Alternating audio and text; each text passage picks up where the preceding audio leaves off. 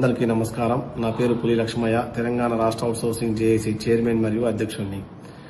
గౌరవనీయులు తెలంగాణ ముఖ్యమంత్రి వర్యులు రేవంత్ రెడ్డి గారు గత నెలలో ఒక సర్కులర్ రిలీజ్ చేసి ఖచ్చితంగా జూన్ నెల జీతం జూలై 1కు 1వ తారీఖునే ఖచ్చితంగా ఇవ్వాలని ఆదేశాలు జారీ చేసినప్పటికీ కొన్ని డిపార్ట్మెంట్లో మాత్రమే జీతాలు వచ్చినాయి. ఇంకా చాలా డిపార్ట్మెంట్లో జీతాలు రాలేదు. Panchayati Raj, revenue, municipality, medical and health, library department, model school ఇలా చెప్పుకుంటూ పోతే చాలా డిపార్ట్మెంట్లో ఇంకా జీతాలు రాలేదు.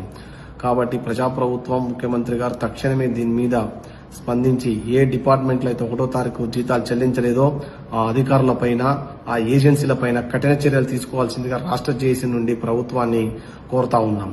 ఒకసారి కనుక ఈ కఠినమైన చర్యలు తీసుకుంటే రాబోయే రోజుల్లో ఇలాంటి సమస్యలు అనేవి మళ్లీ రాకుండా ఉంటాయని చెప్పి మేము భావిస్తా ఉన్నాం.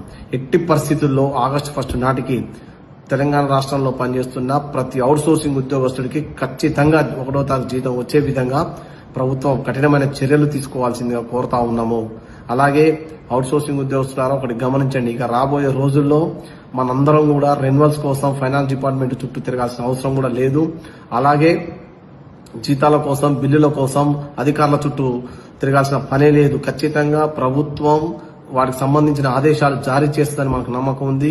రాబోయే రోజుల్లో ప్రతి నెల 1వ తారీఖునే మనం జీతం తీసుకుంటామని రాష్ట్ర అవుట్సోర్సింగ్ జేఏసీ పక్షాన మేము నమ్ముతా ఉన్నాము. ఈ 1వ తారీఖు జీతం తీసుకునేంత వరకు రాష్ట్ర జేఏసీ పనిచేస్తూనే ఉందని చెప్పి మీకు తెలియజేసుకుంటున్నా. అలాగే ముఖ్యంగా మన డిమాండ్ ఎట్టి పరిస్థితుల్లో ఏజెన్సీలను ఖచ్చితంగా తొలగించాల్సిందే. ఏజెన్సీలను కనుక తొలగించినట్టయితే ప్రభుత్వం 1వ తారీఖున జీతం ఇవ్వడానికి 100% అవకాశం ఉంటే హెల్త్ కార్డులు కూడా ఇవ్వాలని మేము ప్రభుత్వాన్ని కోరుతా ఉన్నాం. అలాగే యాక్సిడెంటల్ ఇన్సూరెన్స్ ఇచ్చినందుకు ప్రభుత్వానికి కూడా మేము కృతజ్ఞతలు కూడా తెలియజేసుకుంటూ రాబోయే రోజుల్లో అవుట్సోర్సింగ్ ఉద్యోగస్తులకు కావాల్సినటువంటి అన్ని రకాల బెనిఫిట్లను అలాగే మా యొక్క డిమాండ్లను కూడా ప్రభుత్వం పరిష్కరిస్తుందని మేము ఆశాభావం వ్యక్తం చేస్తూ, ఎలాంటి సందర్భంలో ప్రభుత్వం కనుక పరిష్కరించకపోతే రాష్ట్ర అవుట్సోర్సింగ్ జేఏసీ నుంచి మిలియన్ మార్చి గానీ, ధర్నాలకు గానీ ఎటువంటిదైనా కూడా వెనకాడు కూడా పోవని చెప్పి మేము ప్రతి ఒక్క అవుట్సోర్సింగ్ ఉద్యోగస్తుడికి నేను తెలియజేసుకుంటూ ఉన్నాను.